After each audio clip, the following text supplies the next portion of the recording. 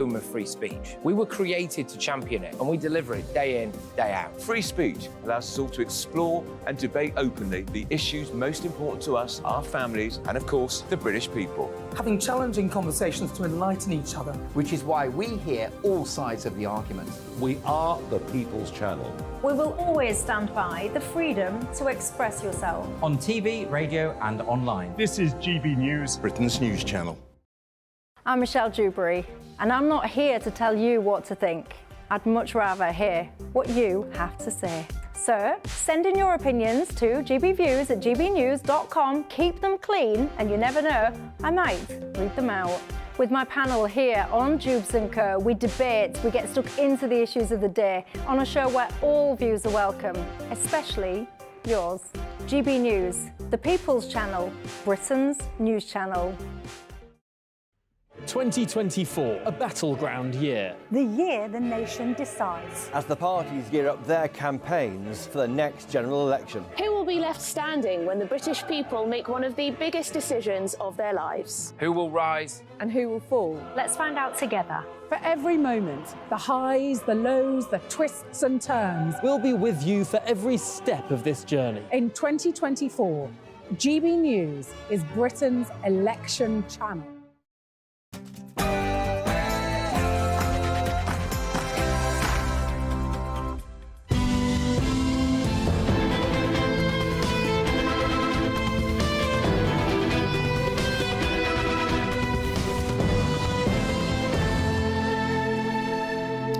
Good evening, fellow travellers. Welcome along to the Neil Oliver Show on GB News TV, online and on radio. This week I'll be taking a look at the war in the Middle East and asking whether we are knowingly or unknowingly walking towards World War III. I'll also be taking a look at gender identity ideology in the wake of the Cass review. And finally, we'll take a look at geoengineering and asking what caused those considerable floods in Dubai in the United Arab Emirates. Plus, plenty of discussion about the affairs of the day with my panellist and friend, the Chair of Republicans Overseas UK, Greg Swenson. But first, an update on the latest news headlines.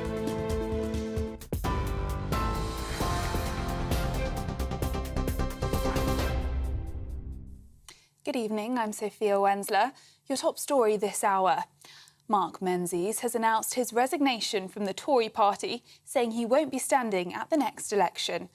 The Fylde MP was suspended following claims he used political donations to cover medical expenses and pay off bad people who had locked him in a flat. He disputes the allegations, though. Following an investigation, the Conservative Party says it can't conclude there was a misuse of funds, but said there was a pattern of behaviour that falls below the standards expected of MPs. The Mayor of London, Sadiq Khan, will meet Met Commissioner Sir Mark Rowley tomorrow to discuss community relations. Sir Mark Rowley is facing calls to quit over his handling of pro-Palestinian protests, with the former Home Secretary, Suella Braverman, suggesting he's emboldened anti-Semites. The Board of Deputies of British Jews says mistakes have had a devastating effect on the previously high level of trust held in the police. The campaign against anti-Semitism is also calling for Sir Mark to resign or be sacked after its chief executive was described as openly Jewish by an officer. Cabinet Minister Claire Coutinho says the government is addressing the incident. The Home Secretary has made clear that what happened was unacceptable. I understand there's going to be a meeting in the coming days. I don't know what conversation is going to take place there. I think we should see how that conversation goes. But ultimately, what's really important is that people in the Jewish community feel safe. They know that we're on their side, and that what we want to see is equal policing in this country, and also to make sure that they can go about their normal lives. That's what I want to see. A decision by the US to approve £49 billion of aid for Ukraine has been welcomed by the UK, with the Foreign Secretary describing it as a vital step forward. After months of wrangling, American politicians ended a deadlock, agreeing to provide a package which will also help replenish weapons and munitions. President Zelensky says the move will keep the war from expanding and will save thousands of lives. It now heads to the Senate, which is expected to pass the bill in the next few days. And a record 50,000 people are running the London Marathon. Many have now crossed the finishing line after completing the 26.2-mile route. Supporters are still out and about, though, cheering those on who are still making their way through the city streets. They started just after 10 a.m. today, the event raising millions of pounds for charities. Our very own GB News political editor, Chris Hope, was one of the many who crossed the finishing line today. Well, I've done it. I got round 26.2 miles, 5 hours, 8 minutes, a bit slower than normal for me. Had a very sore left hip at some point. That was really hard. But here's the proof, here's the medal. That's why you do these kind of things. We raised, I think, over £7,000 for Scope. I'll check on it online later. It's a great cause. It's moving, it's exhausting, and it's well worth the effort. And if you're mad like me, why not try and run it? And for the latest stories, sign up to GB News Alerts by scanning the QR code on your screen or go to gbnews.com/alerts. Now it's time for Neil Oliver.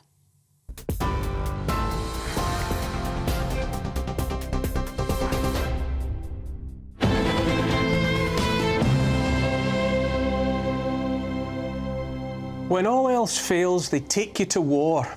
So said US Trends forecaster Gerald Celente this week, and not for the first time. Celente describes himself as a political atheist, and I've taken that for my own, as well as his line about war. I used to say I was politically homeless, but to be homeless implies a desire for a home somewhere. But I will never look to politics or politicians for a home of any sort. Not now, and perhaps never again. An atheist says there's no God, and a political atheist knows politics is the mother of all confidence tricks. When it comes to politics, there's nothing there. Celente was a guest this week of George Galloway, MP, on his online mother of all talk shows. Galloway talked about the whore's den that is the Palace of Westminster. Recently returned to the mother of all dunghills as MP for Rochdale, he must hold his nose whenever he stands to speak and so breathe the fetid air of the Chamber of the Commons. He endeavoured to have his colleagues contemplate the Third World War, already well underway. We're not supposed to have noticed World War III is up and running. Generations remembering what they've been invited to know of World War II, the stuff of movies now, think it will only be a real war when the bombs fall on their cities, when the young men are marched away. But make no mistake, I say, World War III is already here.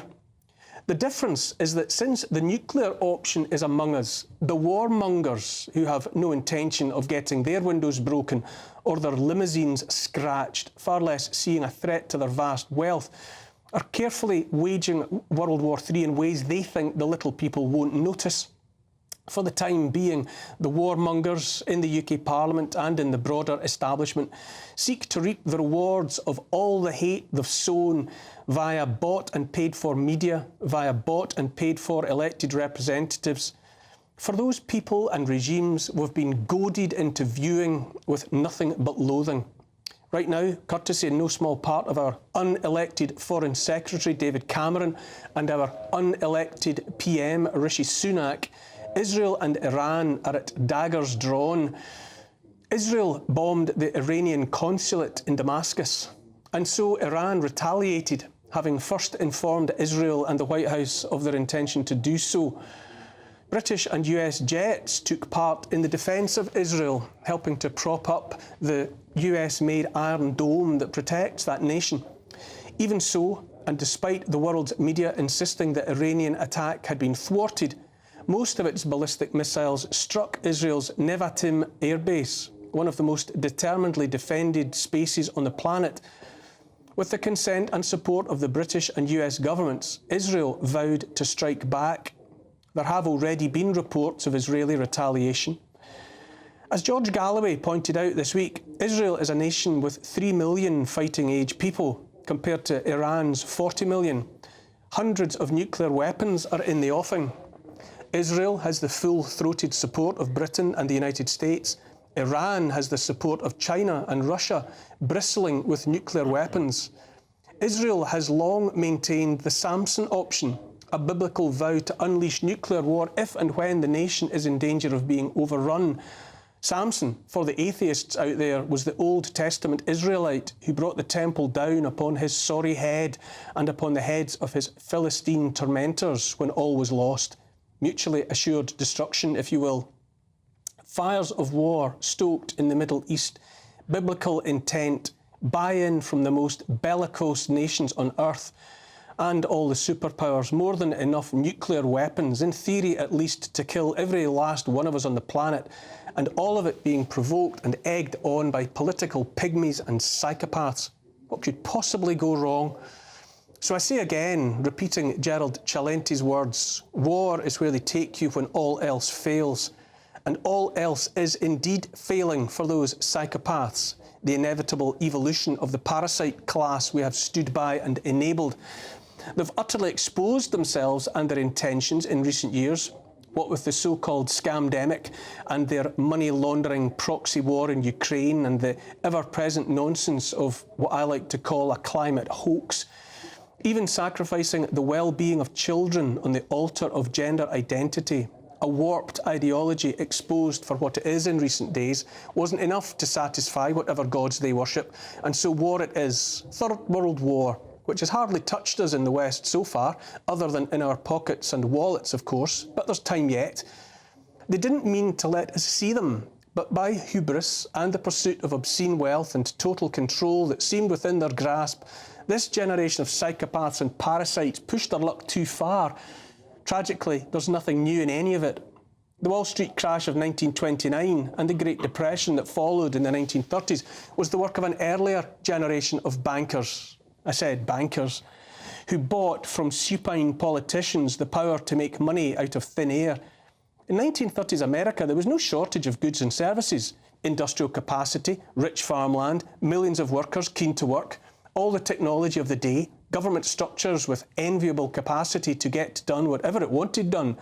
1930s America had known no invasion by a foreign aggressor, no disease had weakened the people, there was no shortage of food. 1930s America lacked one thing and one thing only, and that was ready cash to get on with the stuff of busy lives.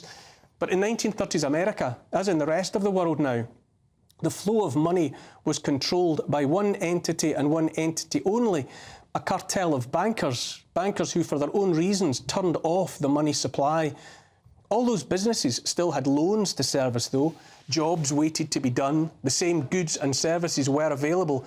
But when the banks, in the form of the so-called Federal Reserve, which is not federal in any way but a private company run by and for bankers for profit and only profit, and that holds no reserves, when the bankers turned off the money supply, the US came to a juddering halt, as was their intention. The so-called Great Depression was made by bankers for their own ends. All those farms and homes and businesses suddenly rendered unable to function or to service their loans were repossessed by the bankers. Everyone was told times were hard, we're all in this together, but the only thing the bankers were in was baths full of profit. Come World War II, and all at once, banks that had spent a decade claiming they had no money found uncountable billions of dollars overnight to pay for bombs and bullets and the ships, tanks and planes to fire them. In the Commons this week, they laughed, nervously perhaps, at George Galloway, an actual thinking man of conscience among empty-headed nobodies, those political pygmies being the vast majority of our elected and unelected sock puppets. It was shaming to watch the spectacle as hollow non-entities preferred to talk about Liz Truss's memoirs and Angela Rayner's council house than to address what Galloway wanted to discuss, being bloody war set to envelop the world. Among much that bamboozles me now, it's why we keep interviewing those wastes of space we call MPs. So-called reporters still asking them questions, straight-faced, when their time might be better spent asking fleas about the decisions likely to be taken by the horse they're sucking blood from.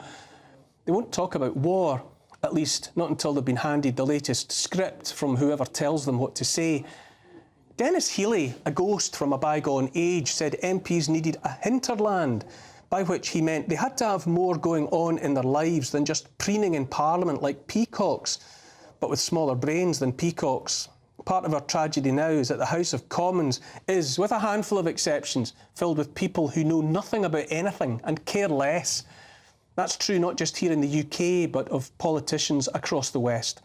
I say those characters, or rather those creatures devoid of character, are bought and paid for, serving only the transnational corporations, the non-governmental organisations of the World Economic Forum and the World Health Organisation and what have you, and the bankers who call the shots. I say international terrorism, as we've been taught to fear it, and the war on terror is a mirage, a straw man. I say terrorism is waged on us not by foreign insurgents, but on the contrary by those we, the collective we of the West, have accepted as leaders, those for whom public fear of terror works wonders at the ballot box, and when it comes to winning approval for wars overseas, wars of profit and regime change. It's plausible there's been genocide in Gaza. The International Court of Justice said so. It also seems to me, just as it has been revealed to many in recent months, that the decision makers of the West have no ethical, moral problem with genocide as policy. I say they don't object to genocide per se, despite what some of us learned at school about the horrors of the 20th century. I say it boils down to whether the genocide is happening to people they think worth saving or those they believe don't matter.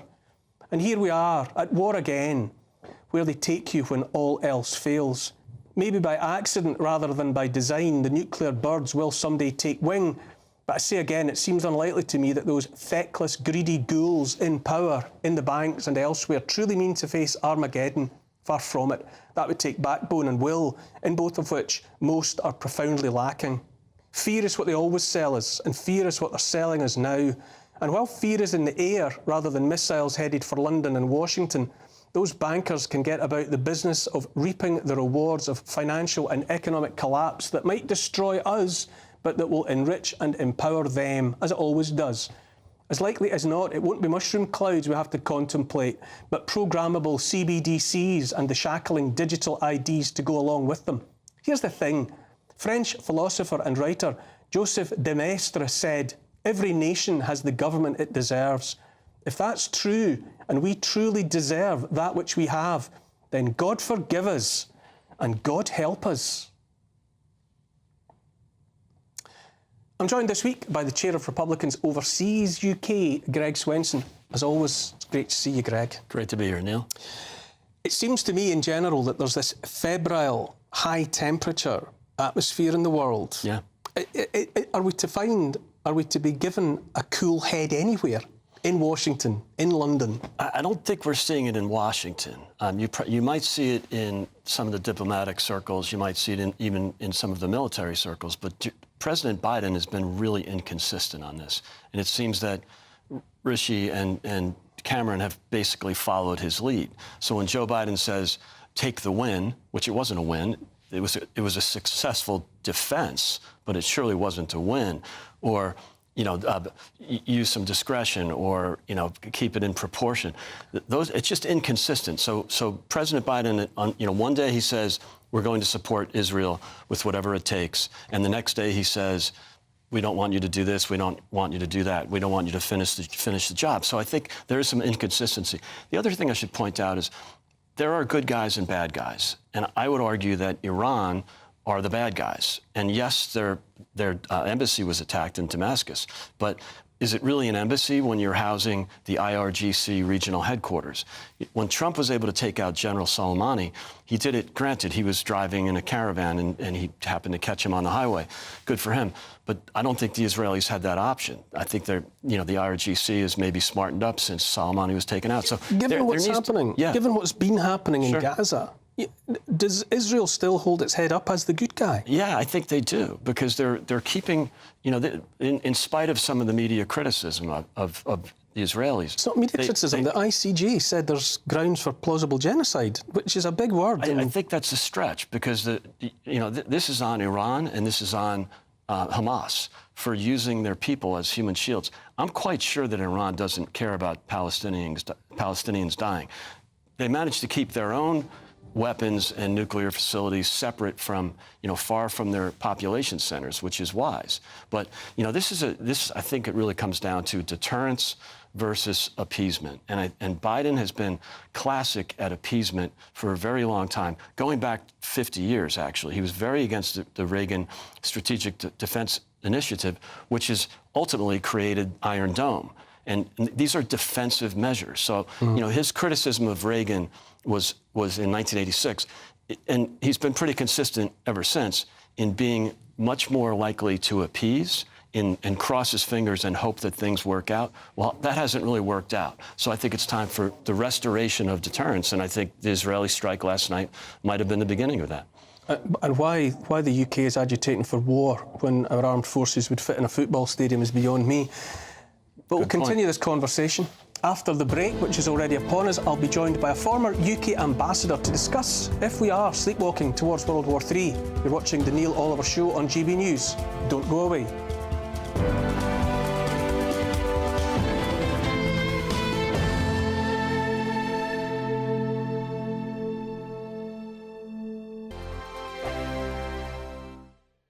This is GB News, Britain's news channel.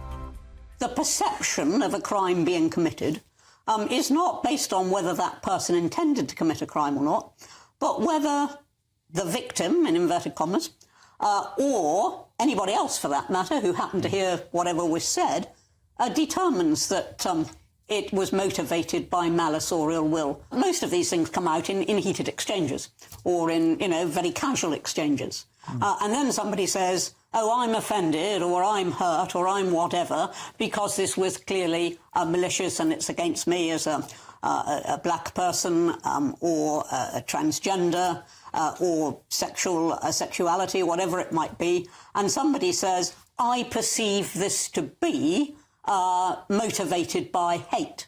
Now, at that point, what is the reasonable test that anybody could apply as to what was in somebody's mind at the time? You don't know what I'm thinking now. I don't know what you're thinking now.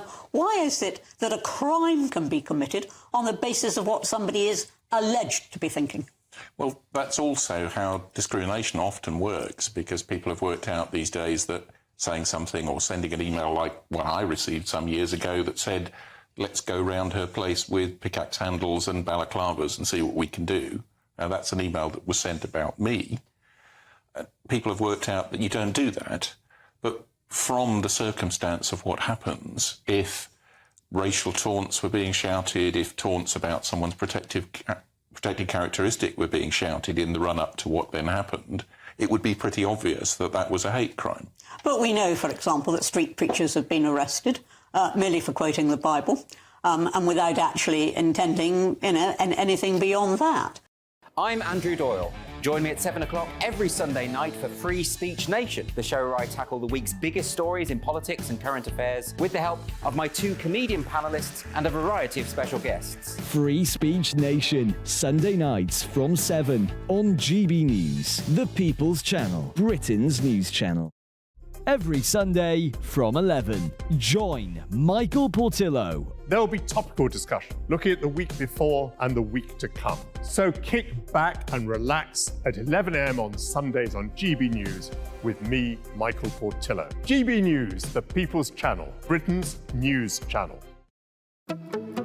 Good afternoon, Britain. Good afternoon, Britain. Weekdays from midday, we bring you the most compelling stories from across the United Kingdom. And why it matters to you. From your doorstep to our inbox. That's right, we want to hear from you. Good afternoon, Britain. Only on GB News, the People's Channel, Britain's news channel.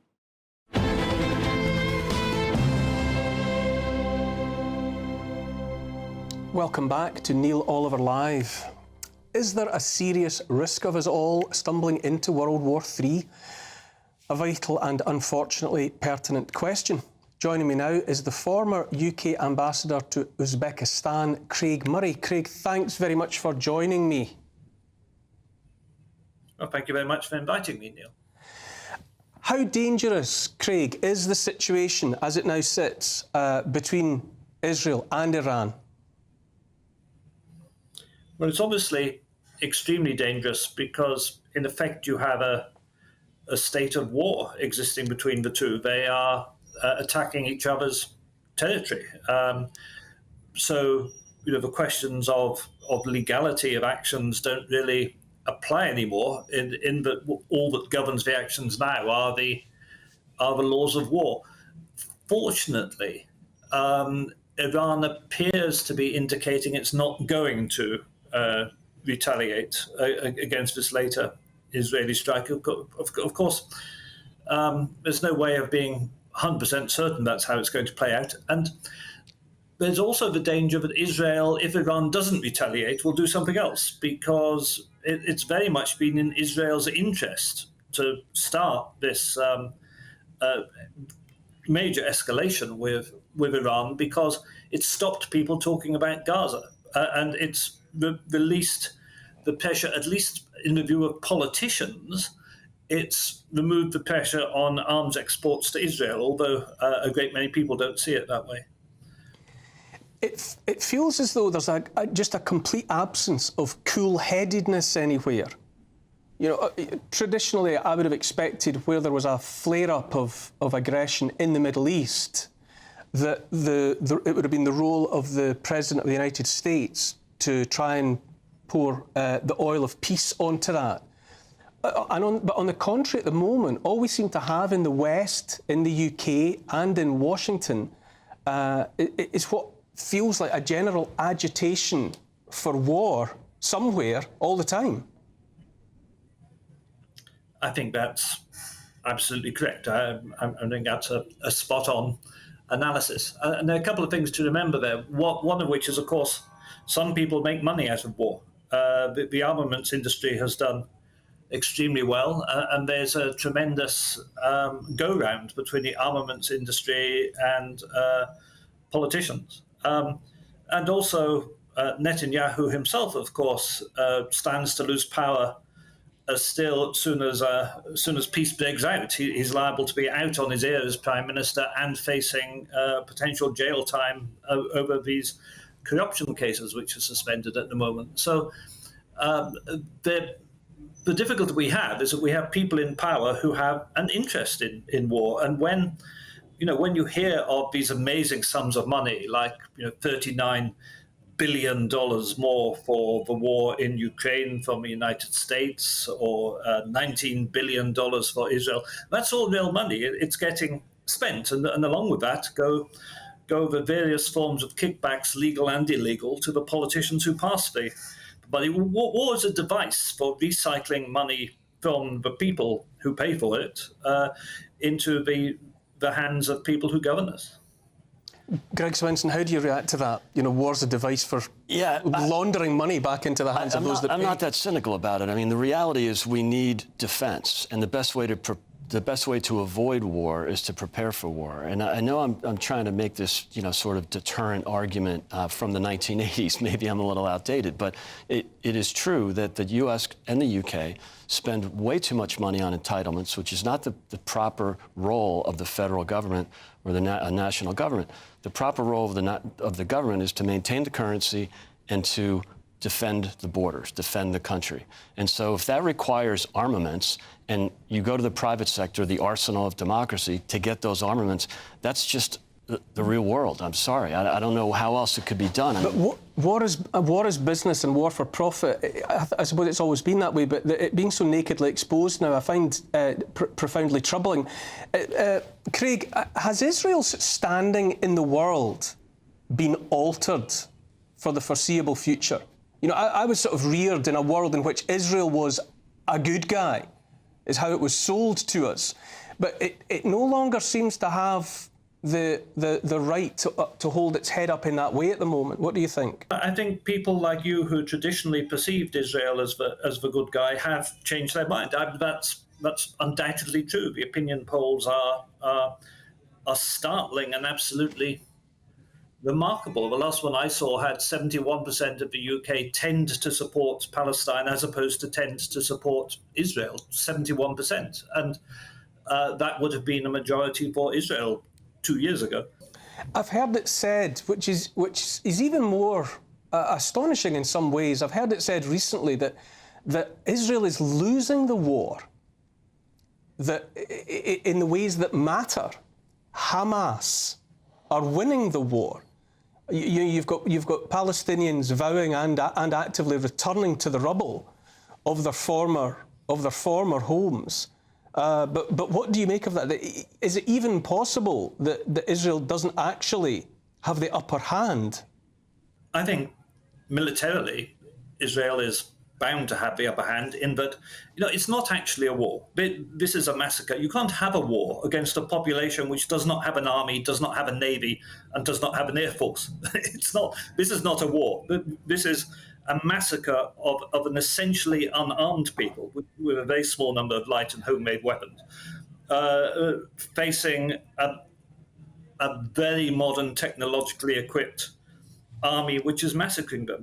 So you can't militarily win in those situations, but of course Israel is trying by bombs to defeat ideas, and you can't defeat ideas, you can't defeat a people's aspiration for freedom by bombing them. So it was bound to fail. It could never succeed. You could never eradicate Palestinian resistance by this kind of warfare. And of course, we all know, and I'm sure, Neil, if members of your family were bombed to death, particularly children, you would be radicalized. And the Palestinians are going to be even more radical after this. Plus, Israel has lost the hearts and minds of the people of the Western world and of the governments of the rest of the world. So, yes, it's a disaster for Israel. It's a complete disaster. A complete disaster for Israel. Thank you so much for joining us from Lahore in Pakistan, Craig Murray. But I will certainly take away from that your point that you can't bomb ideas. You can't make ideas go away with bombs. But thank you so much for making time for us this evening, Craig Murray, former diplomat, UK diplomat for Uzbekistan. Another break, and then we'll be joined by the co-founder of Thoughtful Therapists to discuss the bombshell Cass report, the Cass review, and also the comments made recently by Sir Chris Whitty. This is the Neil Oliver Show on GB News.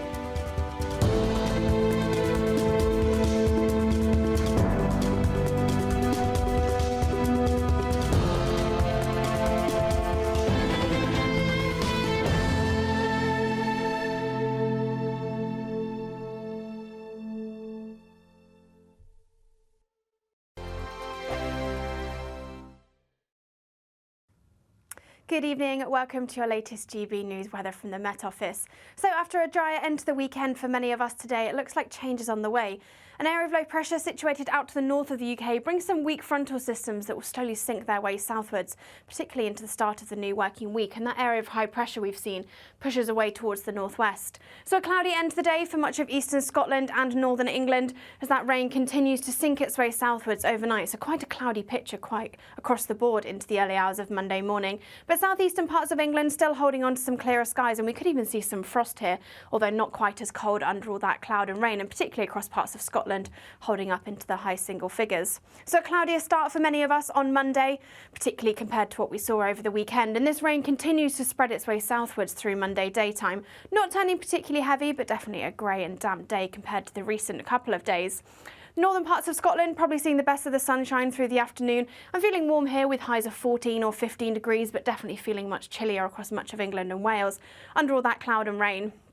That cloud and rain does eventually clear its way towards the southeast to start on Tuesday, so there will be some brighter spells, particularly for the northern half of the UK. Plenty of sunshine around through the morning. 1 or 2 showers bubbling up through the afternoon, particularly along some North Sea coastal regions, and staying quite cloudy in the southeast through the afternoon. Further showers on their way through Wednesday and Thursday, but hints of low pressure returning as we head towards the second half of the week. We're GB News, and we come from a proud tradition of British journalism. That's why I'm so excited to be here. It's something so new. The first news channel to be launched in Britain in over 30 years. Launched to represent the views of the British people. To go where other broadcasters refuse to go. How did you find out about the story in the first place? Launched with one aim. To be the fearless champion of Britain. It's an absolutely fantastic atmosphere here. This is GB News. GB News, Britain's news channel. Are the newspapers getting you down? My wife didn't divorce me that month. Struggling to separate the wheat from the chaff? I know that it's a bit of a circus at the best of times. Well, don't worry. Headliners has got you covered. We'll take the burden of reading the day's news, and if we get depressed, who cares? It's an occupational hazard, frankly. That's Headliners on GB News from 11 p.m. till midnight, and the following morning, 5 till 6 a.m. on GB News, the comedy channel. Nah, just kidding. Britain's news channel. I'm Christopher Hope. And I'm Gloria Di Piero, bringing you PMQ's live here on GB News. Whenever Parliament is in session on a Wednesday at midday, we'll bring you live coverage of Prime Minister's questions. We'll be asking our viewers and listeners to submit the questions that they would like to put to the Prime Minister, and we'll put that to our panel of top politicians in our Westminster studio. That's PMQ's live here on GB News, Britain's election channel.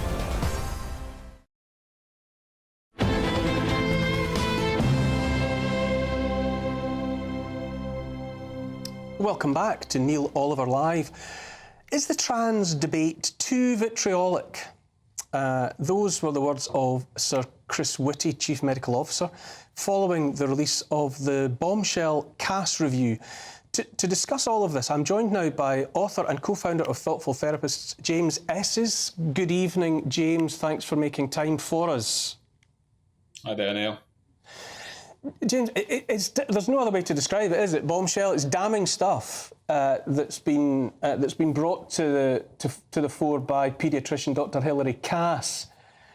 How did we get here? Yes, it was a bombshell report. Although it didn't really tell us anything we didn't already know ourselves, if we're going to be completely honest. You know, we already knew that children who felt that they were born in the wrong body were suffering from a mental health condition. You know, we already knew that artificially blocking a child's puberty might cause them harm in the long run. But nonetheless, I'm very happy to see it set out once and for all in black and white. I mean, we got here over many, many years of slow infiltration of this ideology into all of our societal institutions. I mean, the CAS review focused very much on NHS gender clinics, but that's without even considering the way in which, for example, Stonewall has infiltrated government departments.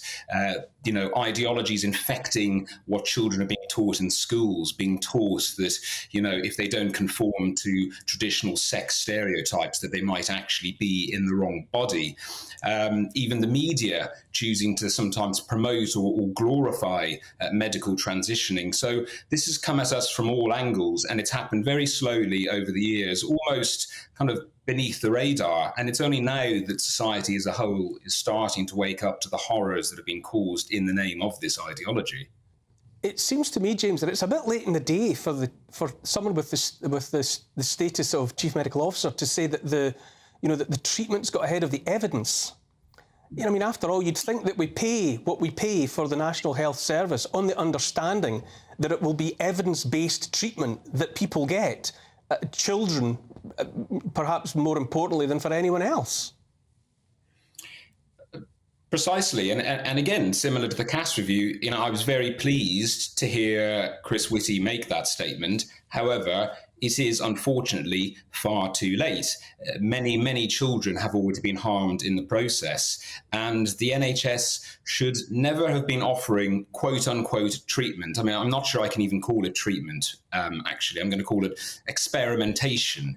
The NHS should never have been offering this stuff when the evidence was not there to back it up. I've recently written some pieces on various NHS trusts and their quote-unquote transgender policies, you know, and they will put out statements that say, for example, that even if a family is not on board with the notion of their child transitioning and using different pronouns and names, that the clinicians should go along with the child's wishes against the views of the parents. Similarly, you know, we've seen this in schools. I mean, it's been quite horrifying to see that there have been schools colluding with vulnerable children behind their parents' backs and facilitating and enabling them to socially transition at school. I mean, it's an absolute disgrace. Greg, that word, horror, horrifying, that's how I feel as a parent. Yeah. The very suggestion that some state myrmidon would get between me and my child and make decisions for that child that I don't even get to know about. They love being the nanny state. They want to be the. They want to. This happened 8 years ago in the States with the Obama method of from birth to death.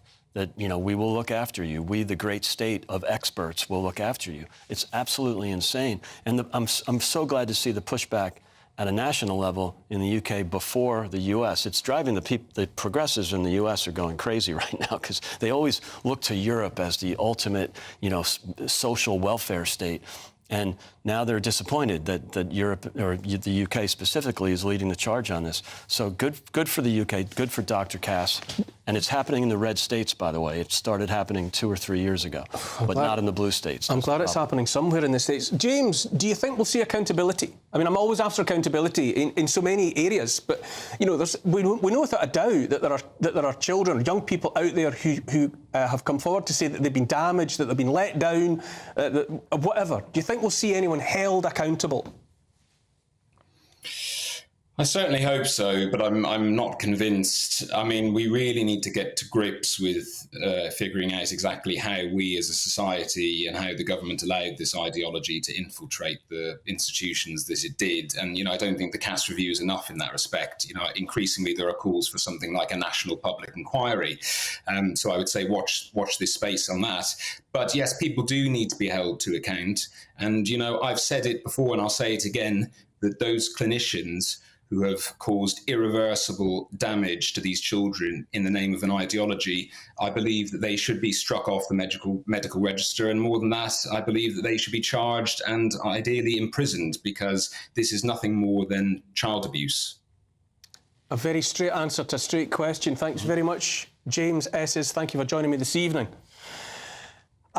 In response to the Cass review, an NHS spokesperson said, and I quote, "The NHS has made significant progress towards establishing a fundamentally different gender service for children and young people in line with earlier advice by Dr. Cass and following extensive public consultation and engagement by stopping the routine use of puberty-suppressing hormones and opening the first of up to 8 new regional centres delivering a different model of care.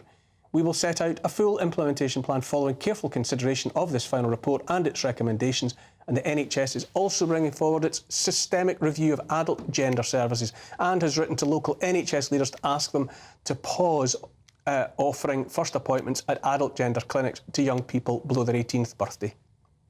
End quote.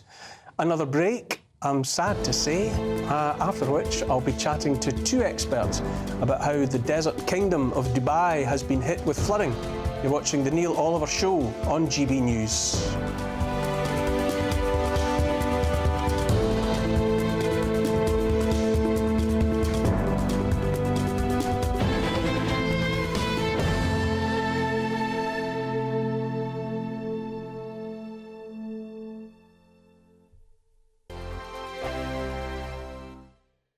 This is GB News, Britain's news channel. In every corner of the world, people celebrate English tradition and values as members of the Royal Society of St George. Yet here in England, branches are closing as membership dwindles. I feel that in this country, St George is all but dead and buried. Until recently, Stephen Warden from Wigston was president of the Leicestershire branch. Despite spending £1,500 of his own money advertising, he couldn't find enough members to keep it running. I did everything humanly possible to get new members into the branch from the local environment, but they were just not interested in joining. He thinks changing demographics and declining interest in the society's values contributed to disappearing membership. But he also blames political leadership at national and local levels. Stephen claims his proposal for a St George's Day parade was repeatedly rejected by Leicester City Council over 10 years. A celebration is planned for St George's Day, but like most cities and towns, no parade will pass through the streets. A Leicester City Council spokesperson said, "Leicester's annual celebrations of St George's Day have been organised and funded by the City Council for many decades, and they remain an important part of the city's festival calendar." Some in Leicester say they would like to see more done to celebrate England's patron saint. I think it's a sign of patriotism. I think it helps the country. We celebrate a lot of religious festivals here. People forget, I think, what is important to England. Maybe it's been sort of jumped onto with the wrong crowd, but I think nowadays it's just completely different. Back in Wigston, St George's Cross flies above Stephen's home. It makes me feel good because I know at least I've not forgotten St George if everybody else has. I think the most exciting bit for me is talking to people. People who I think are ignored often by the major news channels. We're going to give news they want to hear. There's a voice there that needs to be heard. I think there's a chance here for a diversity of opinion to be expressed, which you don't find elsewhere. It's really exciting. We don't hold back. We're free to say how decisions that are taken here affect us all around the country. Only on GB News, the People's Channel, Britain's news channel. Join me, Camilla Tominey, every Sunday at 9:30 when I'll be interviewing the key players in British politics and taking them to task. This report basically says that he's not fit to stand trial. With an upcoming election looming over Westminster, now is the time for clear, honest answers. I agree. And that's precisely what I'll get. Is he indecisive? Incompetent? That's the Camilla Tominey Show at 9:30 every Sunday on GB News, the People's Channel, Britain's election channel.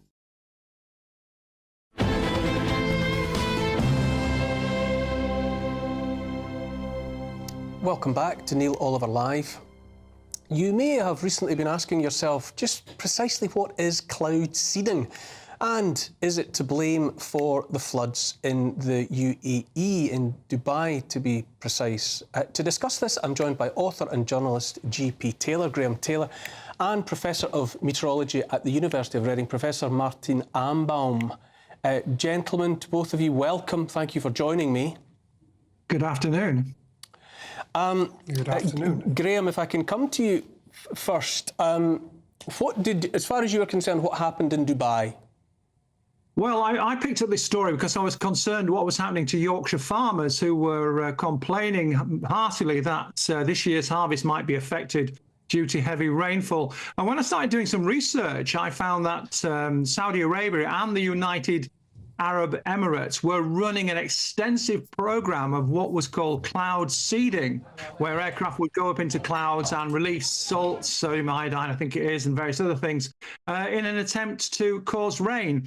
They'd already said that this might have affected the weather back in January where there'd been flooding. And according to sources, this is what happened prior to the flooding in the recent days. However, I've noticed today that a lot of news sources were saying that the cloud seeding had little effect on the storm. I noticed this sort of kicked in straight away, that as soon as people thought cloud seeding was to blame, suddenly it's not to blame, it's climate change. The usual story is just trotted out that it's climate change. This is a story that the Yorkshire Post covered on Wednesday and got a significant amount of interest in, that was worried that cloud seeding was behind this. And my own research and things that I've witnessed is implicating that this is going on worldwide. It's not just in Saudi Arabia and the United Arab Emirates, and it may be a problem with the weather that we're seeing at the moment. Let me pause you there, Graham. Professor Ambaum, the same question to you, really. How do you assess the truth and reality of what unfolded in Dubai? Well, the event we had over last Tuesday was a large mesoscale weather system, mesoscale convective system. It was predicted several days in advance, probably more than a week in advance. A day in advance, people knew that there would be more than a year's worth of rainfall occurring from this mesoscale weather system. And the authorities in the Emirates warned people to stay at home during that day, and they closed schools for the day. So it was a well-predicted system. It was just a weather system. There is these weather systems occur with some regularity in the area. I have, Professor, though. I've read elsewhere that that the UAE dispatched cloud seeding planes from Al Ain airfield for 7 missions across a 2-day period, I think Monday and Tuesday of the week. And yet, that was happening at the same time. So people are bound to it's it's not necessarily proof, but people would be bound to draw the conclusion that cloud seeding may have played a part? Yeah, okay, that's perhaps people who don't know too much about what cloud seeding actually does. I mean, can I just say that the Emirates run an operational cloud seeding operation. They fly about 300 missions a year. So it's happening all the time. What they attempt to do is in arid regions to get convective clouds to produce a bit more rain. Now, they know, and everybody who works on cloud seeding knows, that the effects are hard to measure. They are limited in scope and limited in time scale. So any basic physics underlying cloud seeding indicates that these effects occur on the time scale of, within an hour or something like that. And then we have a mesoscale weather system here with an amount of energy of many, Hiroshima-level atomic nuclear weapons going off at the same time. To assume that cloud seeding operations could have any influence on the evolution of such a massive system, a system I should emphasize again that had been predicted days in advance. So the Emirates, they go cloud seeding to get rain over their arid regions. They will not go out cloud seeding when they have, in order to make very heavy rain even worse. And we, as far as we have been told by our contacts in the Emirates, they did not fly during that particular event, and obviously there was never a reason to fly during the event. Clearly, we've got here two. You're either side of me there, diametrically opposed assessments of what has happened. Well, let me explain, Neil. They run 1,000 seeding operations per year. That's their own information, commonly available from their website. They also say, and boast quite brightly, that they are going to get 3.5 million cubic meters of water have already fallen due to their cloud seeding operations. Information that I found said that cloud seeding operations were conducted into this storm. And also, if I can remind the learned professor about a storm that occurred in this country in 1952 with Operation Cumulus, which was an RAF operation to seed clouds, where a rainfall happened in Dorset, and the town of Lytham, I think it was, endured such horrific flooding that I think 30 people died. And when they found out that this had happened after the cloud seeding had taken place, the operation was stopped. So I think people are right in thinking that cloud seeding had an effect on this. And to be frank with you, I really have stopped believing this government narrative that's being pushed out, that cloud seeding doesn't affect the atmosphere and causes significant rain. I think it does. Professor, do you understand why there's so much interest? I'm sure, perhaps you haven't, but I certainly see a great deal of speculation online, on social media, people posting photographs of the sky, blue 1 minute, and grey an hour later, and so on and so on. Do you empathise at all with people having concerns about what's going on? Look, people speculate about stuff all the time, but it's a bit of a shame that it is always done out of a position of quite a lot of ignorance sometimes. Look, when you don't know what's happening, that doesn't mean something bad is happening, all right? So the Lynmouth floods are indeed an example that are being trotted out all the time. Of course, as I don't know the details. In 1952, I wasn't around, but as far as I'm aware, the seeding occurred in an area different from where the flooding occurred. And I would have thought, indeed, that people realized around that time that there was a bit of a public opinion disaster, really, in the sense that I think they first denied that cloud seeding happened, but then, of course, cloud seeding did happen, and probably that was because in those days, the RAF did cloud seeding, and they probably treated it as some sort of quasi-secret or something. Hold that thought, but Professor. But of course, there is no secret in the cloud seeding operations that are done in the Emirates. No secret. Hold that thought. It's a well-publicized thing, and you will realize that in the Emirates they will, of course, for their own political reasons, make sure that their achievements are emphasized as much as possible. Just while I still have you both, I'd like to turn also to Greg Swenson here in the studio. Greg, you can be something of an adjudicator, I suppose. You know, having heard the testimony there, and I'm sure you've got your own opinion about this. Are you interested, as I am, in the level of general interest in the wider public that has fascinating. Risen like a storm cloud around this? Yeah, and it's really interesting listening to these two scientists, because nobody really in the general public even knew that cloud seeding was occurring, and if they did, it was rare and unusual. Whereas both have said that the UAE and the Saudis have been doing it fairly consistently. Now, it's interesting that one source says 300 times a year and another says 1,000, but it is, you know, it is.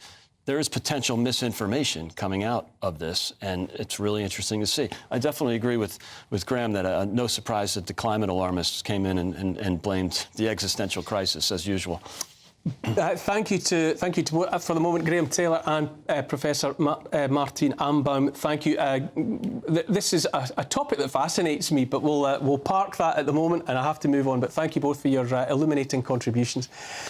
That's all we've time for on the Neil Oliver Show this week, although there's extra content on gbnews.com. Don't miss that. However, if you're staying with terrestrial television, stay tuned for Free Speech Nation, and I will see you here next week.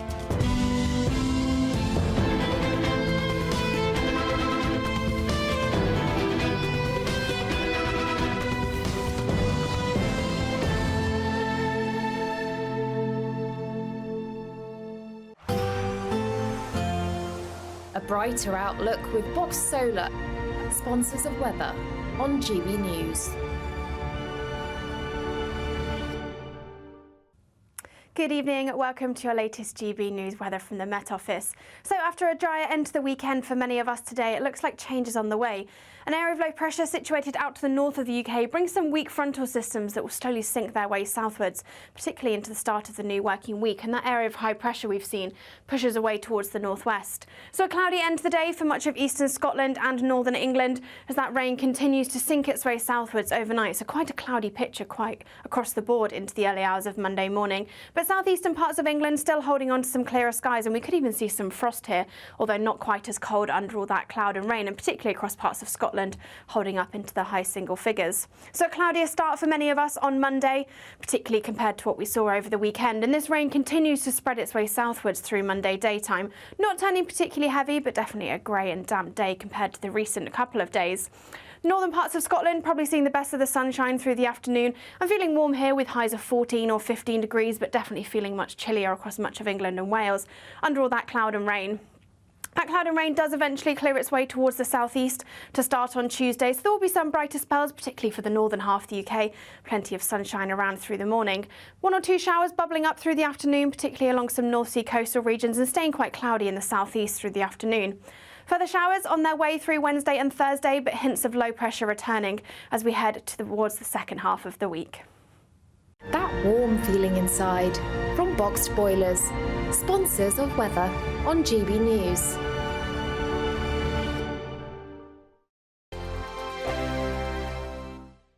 Don't miss your chance to win our biggest prize so far. There's an incredible £10,000 in tax-free cash to spend however you like. Plus, courtesy of Variety Cruises, a bespoke 7-night small boat cruise for 2 worth £10,000. With flights, meals, excursions and drinks included, your next holiday could be on us. Choose any one of their 2025 Greek adventures and find your home at sea. We'll also send you packing with these luxury travel gifts. For another chance to win a prize worth over £20,000, text prize to 63232. Text costs £2 plus one standard network rate message. Or post your name and number to GB04 PO Box 8690 Derby DE1 9TT. UK only. Entrance must be 18 or over. Lines close at 5 p.m. on the 26th of April. Full terms and privacy notice at gbnews.com/win. Please check the